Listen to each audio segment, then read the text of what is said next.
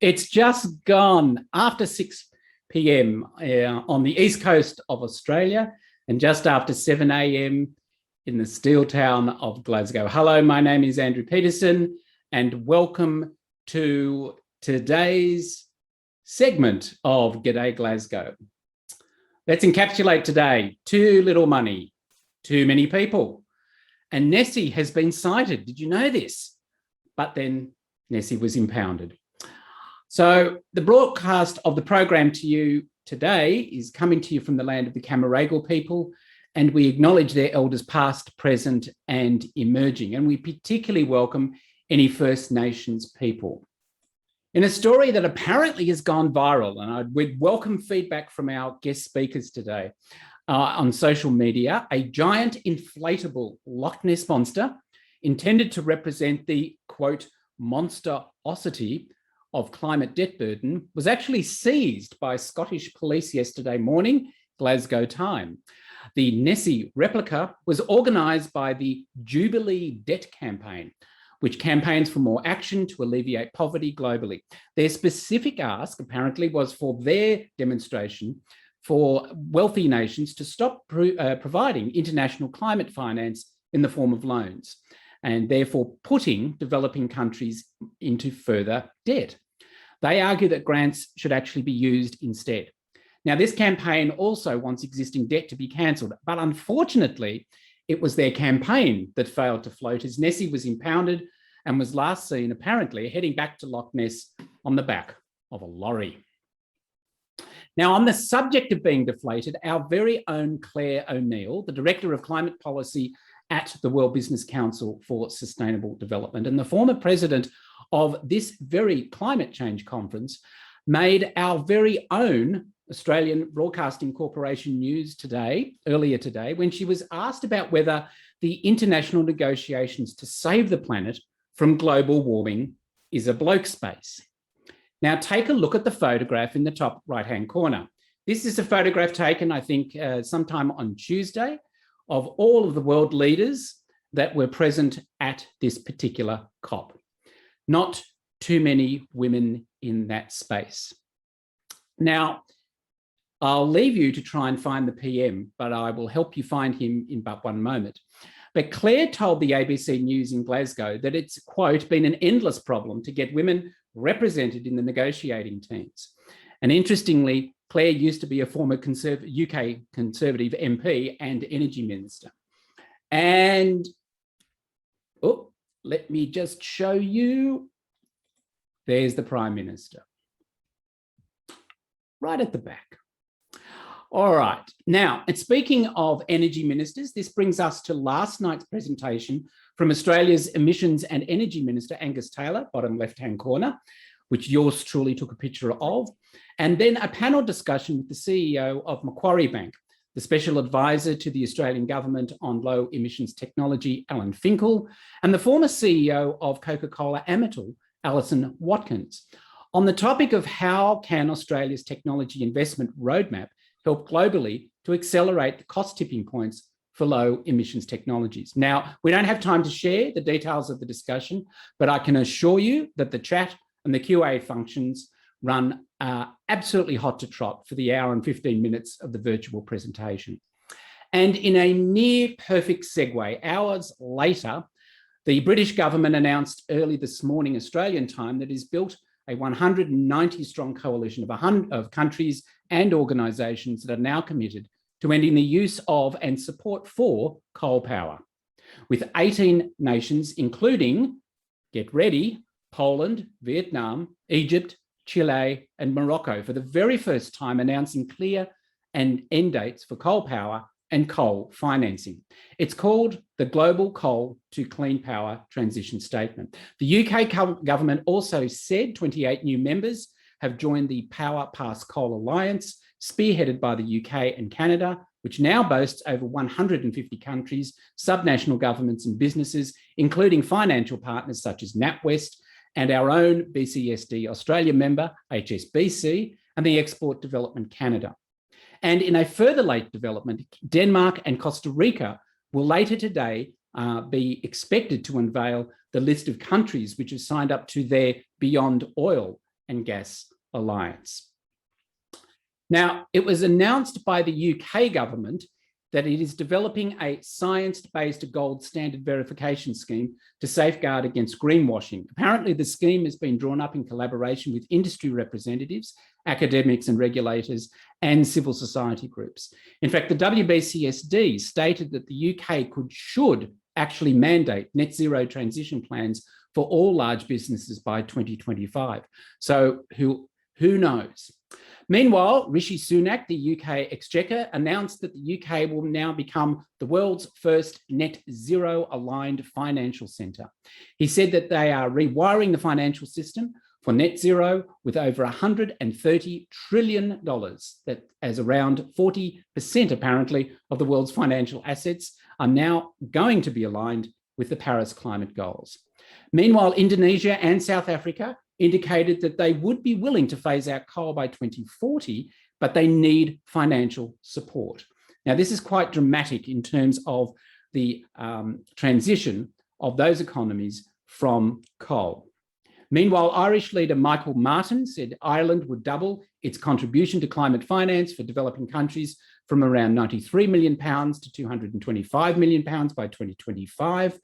And most interestingly of all, the new Japanese Prime Minister pledged up to $10 billion in additional climate finance for developing countries. And according to US climate envoy John Kerry, this new commitment from Japan could actually mean that the rich countries' target of raising $100 billion in annual climate financing for the developing world could actually be met earlier than planned. Now, let's not get too exciting. It might be only a year, and it's 2 years late in any event. Meanwhile, the Japanese Bank for International Cooperation indicated that it was looking to play a leading role in mobilising private financing to support Asia's energy supply decarbonisation, even as its legacy of coal financing persists across Southeast Asia. And the Danish Prime Minister said that the Nordic and UK pension funds would now invest $130 billion by 2030 to fight climate change, of which $75 billion was new money.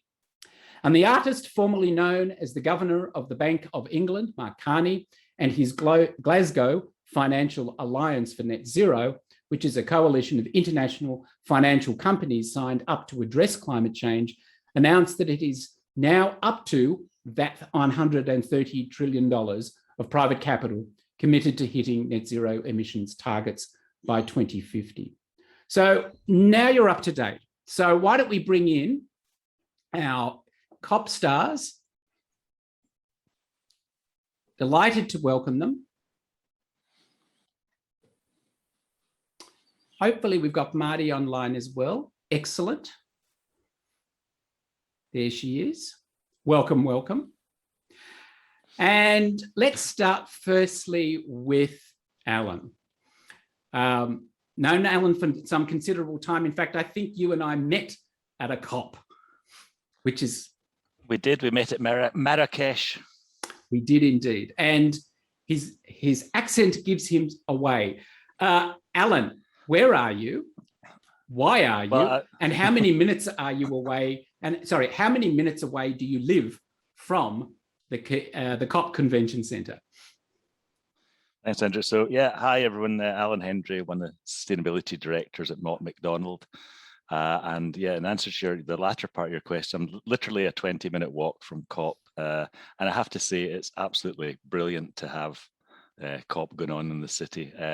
Glasgow's very much a city that likes to host big events. It likes to win gongs. You don't really want to get between Glasgow and an award, whether it's the Commonwealth Games, COP, European City of Culture, or whatever.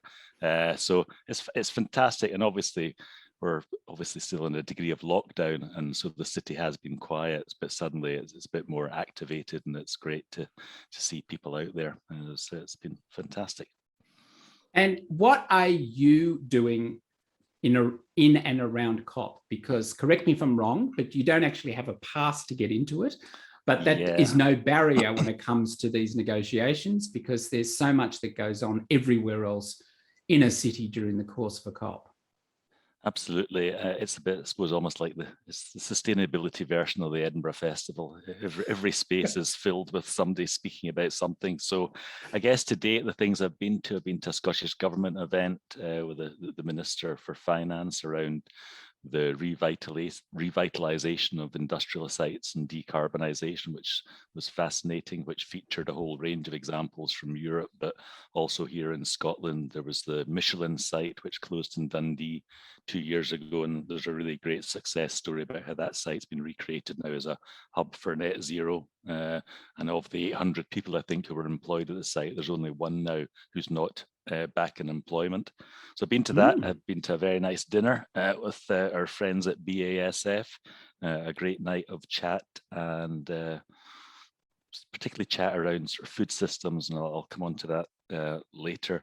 Where else we've been? I was yesterday spent time with the Minister for Energy for Columbia at Glasgow University on a panel, and Columbia coming forward with some exciting new targets around energy transition.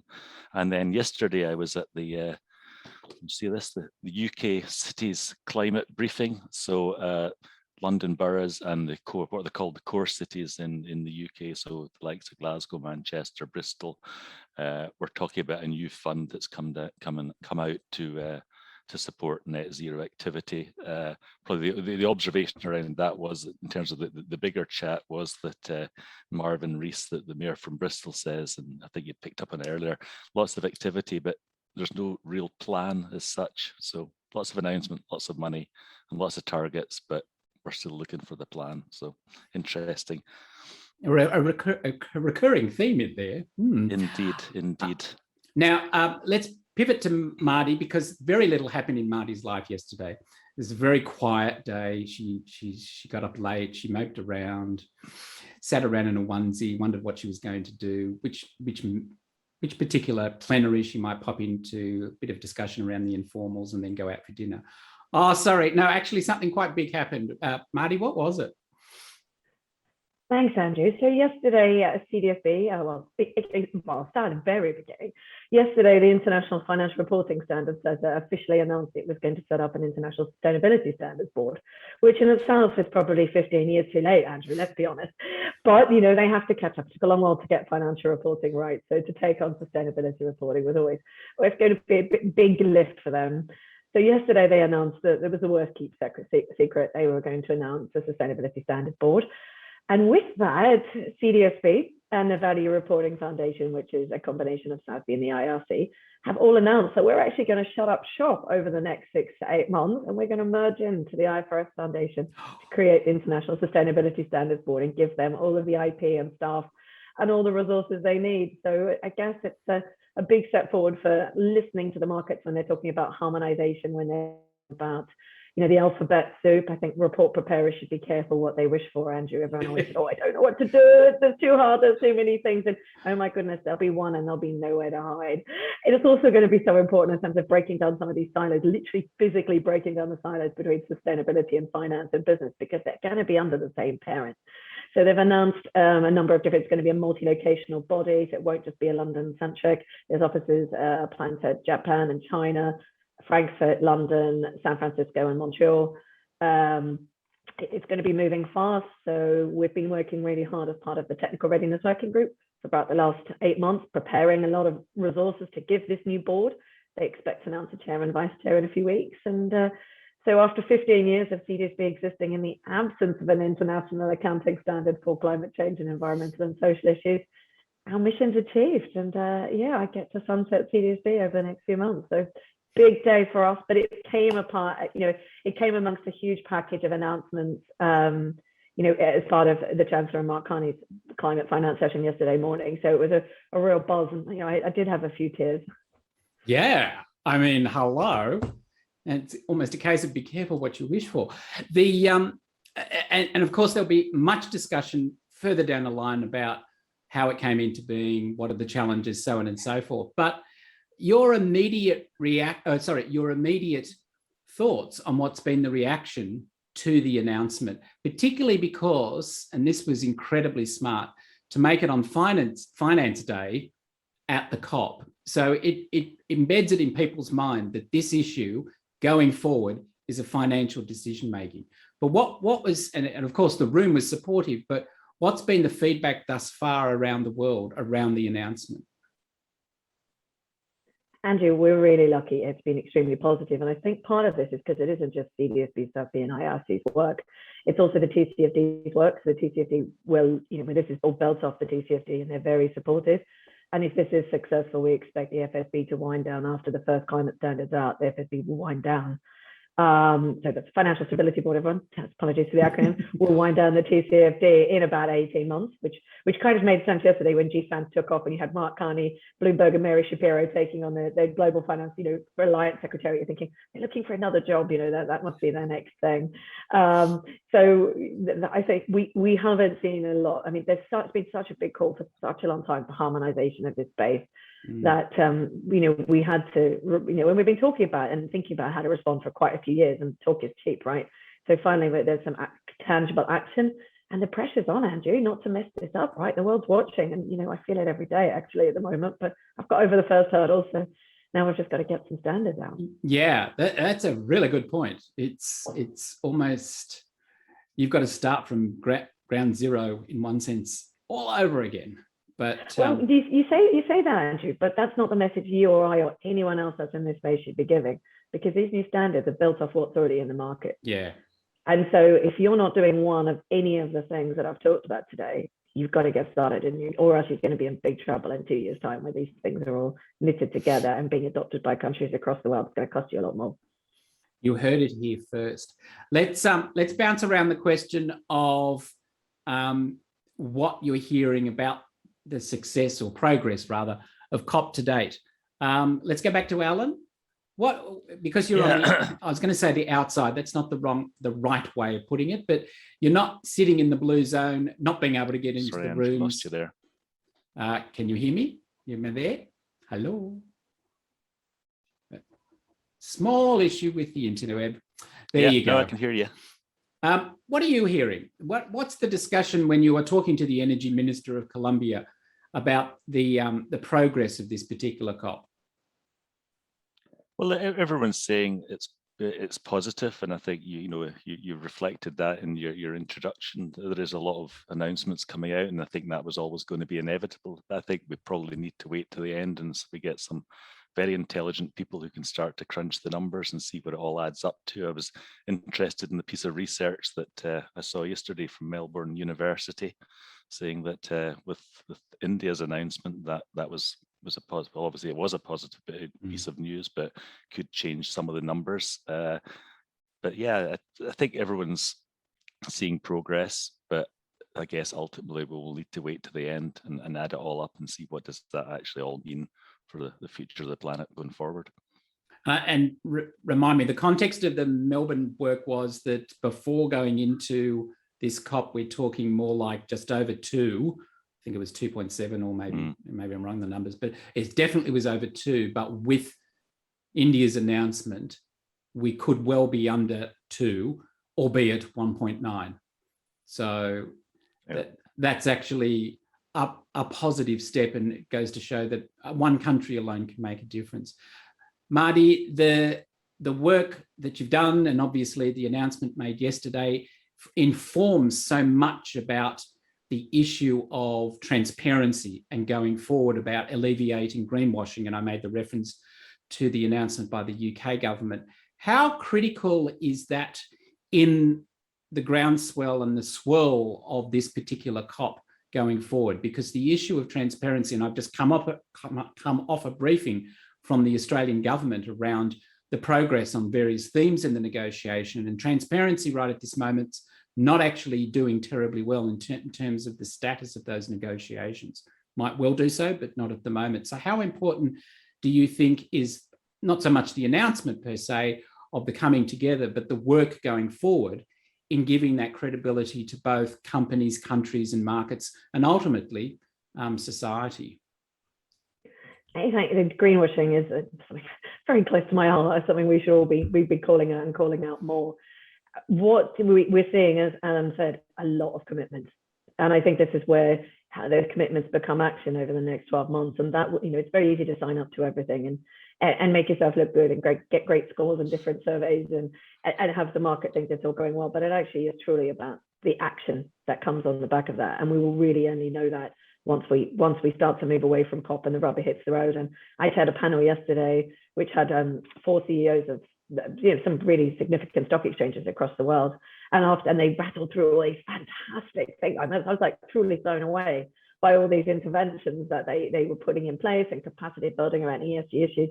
And immediately afterwards, one of the NGOs came up to me and goes, "I just can't believe all of that. They're not doing that. I'm fact checking a lot." So I think there's a really good. I think there's a lot of really good sentiment, a lot of really good energy. I think people really want to do it, but I think I'm not sure the proof is in the pudding. I just have to say that. I don't want to be, I'm a glass half full girl. I want to believe it's all true. I want to believe this isn't all a big marketing ploy and to get us to the end. But I think I think we need to have put a reasonable lens on everything we're hearing and just cross our fingers that we're wrong, right? And it's not greenwashing.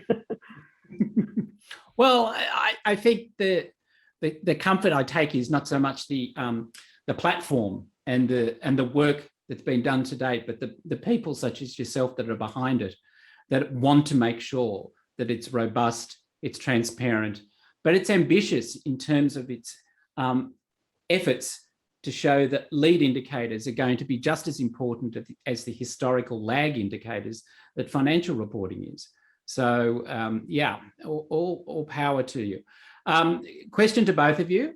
The next few, certainly the next 24 hours is all about energy. What are you going to be going to? What are you going to be going to watch, and what are you going to be watching out for? Because there's going to be announcements. What do you think is you think is likely to be announced or spoken about, or certainly on the front page of the Sydney Morning Herald / Australian Financial Review in the next 12 to 18 hours? Oh, Andrew, that's well, I'll just probably tell you what I'm going to be doing because it's the energy day. Right. We're also tonight we're hosting a jazz gig at our offices, so that's where my energy is going today to get that sorted out. But we're delighted we'll get the wonderful Lolita Jackson, formerly the advisor to the Mayor's Office in New York on climate change and sustainability, will be coming along to perform in our offices for staff and clients. So that'll take a bit of my day, but there's various things in the diary I'll be attending and catching up with some former colleagues as well. See, who knew that climate people could be multi-skilled? Mardi, what are you going to be doing? I haven't got an invitation to a jazz evening, Andrew, so that's really disappointing. Not yet. That's really disappointing. So today for us, I think the big one today is really what happens with all these coal announcements that are coming up. I was at Bloomberg's announcement on Monday where he said, he's putting all his money, all his philanthropic dollars behind no new coal and phasing out fossil fuels. And, we've seen some really interesting announcements as well across this week on that. So I look forward to seeing the commitments. We talked about a lot of money that was made available yesterday as part of saying there's lots of money out there, but actually what became really apparent as the talk went on is how do you match that with the good projects? And maybe we'll start to hear some of that fingers crossed we hear some of that connectivity coming out today as part of the announcement. Me today, I'm actually working on capacity building activities with the British government. So actually working on capacity building around TCFD and climate, biodiversity and water issues. And doing training and development there with them, with some of the emerging economies. I'm really looking forward to that today. It's like practical action as opposed to talk, which you can sometimes get a bit wrapped up in. Yeah. Oh, that's great. It's such a multifaceted, and as I sent in the briefing note to both of you, the fascinating sense that this COP seems to be so much of what other COPs were. They were either big ticket issue COPs. Paris is a classic example, a big disaster, which is always tagged with Copenhagen, or just those really successful technical COPs, such as Marrakesh and Madrid. This one seems to have a very different flavor. What's your thoughts? And we'll use this as the last question. Back to Mardi, and then we'll go to Alan. What's your thoughts about how this COP can be characterized at this point? I think you can really see the incremental activity here. Everywhere you walk, you really get a sense of urgency, which I don't think I've really felt before on any issue you look at, Andrew, as you walk through the pavilion or anywhere you sit or anyone you talk to. I feel it's quite positive. It feels quite solutions based. People seem to have good ideas, good approaches, solid lot of thinking, and the buzz is still really good. They still feel there's a lot of energy and something can be achieved. And so I feel there's still hope that we might have a good political outcome, but even better outcomes from private sector. Private sector is huge. The finance commitments are huge. Business is doing a brilliant job. Cities are doing a brilliant job. We just really need it all to be stitched together. And whether this is the stitched together COP, but I think it's going to make strides in helping make that happen. I agree, and I think it's been a bit of a roller coaster, because there was optimism, and then just before it started, there seemed to be deep pessimism, and now we're sort of seem to be coming up on the roller coaster again, and the optimism's rising. So I think let's hope we go out in a high. Alan, is that the psyche of Glaswegians? Incredible highs, then incredible roller coaster. Yeah. Yes. Yeah. Look, thank you so much. I just need to pull you up. You described it as Sorry, go on. Okay. Go on. What were you going to say? No, just you called us the city of steel. We're not the city of steel no more. We're the city of culture. Well, you are to me, and the great shame I have is that I'm not there, and I'm not listening to Simple Minds on the waterfront in Glasgow. That was my one goal, and it didn't happen. And of course, I can't afford the rights to play it during the course of this particular series. But there you go. Look, thank you so much to both of you. As always, stay COVID safe. And we thank you so much for including, particularly to Mardi, who has been with us 3 of the 4 days. It's just been absolutely wonderful to have you. Take care. We look forward to seeing you back in Australia at some point. Alan, you must come in the not too distant future, because we've decided to open the doors now, and you're all welcome back into the land of Oz. So thank you so much. All right, let's track quickly to a few more things. And if I can get Mardi and Alan to turn their pictures off. Okay, you're here. As at this morning, this is now Energy Day. Big conversation, as Mardi said, is going to be around coal and its uncertain future, if I can put it that way. And we will be tracking it with great interest, particularly because there are a number of events today, and you'll be seeing in the chat function in but milliseconds links to particularly the WBCSD events. Thank you so much, Lee. Right across the board, CDSB has events, IETA has events, WBCSD has a big session in relation to making coal history, as well as the upside of greening the global grids. And we look forward to talking to them about how that can apply in Australia. Our colleagues over at the World Green Building Council also has some important side events which will be held in a line. And if you look at that line, I call that the midnight line. In other words, everything happens in our time after midnight. So one has to be dedicated and diligent to want to go to them. And our friends at We Mean Business Coalition also has a number of events that I encourage you to go and have a look at through their website, because they're all live streamed via that site. Last question is a polling question, and that is one that we're trying and resolve. How would you feel if next week, G'day Glasgow, went over 30 minutes? It might go over 30 minutes, 32 minutes, 36 minutes, 40 minutes. Definitely not an hour. Definitely not an hour, can I tell you? But we thought we'd check with you to see how you felt with it. One of 2 answers. It's a binary question. No, I can't take any more of Andrew's really bad puns or poor Zoom work, or okay, but it had better be worth it. We're up to 5 seconds. I'm going to be targeting everybody who said no, because I know who you are. No, I don't. Thank you so much. I will actually stop at the poll there, and hopefully I can share the results. I always have an indifferent outcome with this, but yes, overwhelmingly, you are happy with that as long as it is worth it. We're very excited about next week, not the least of which is that we're going to welcome Claire O'Neill to a session. I can't tell you quite yet which one it's going to be, but it's going to be an absolute corker. Well, that's it for us.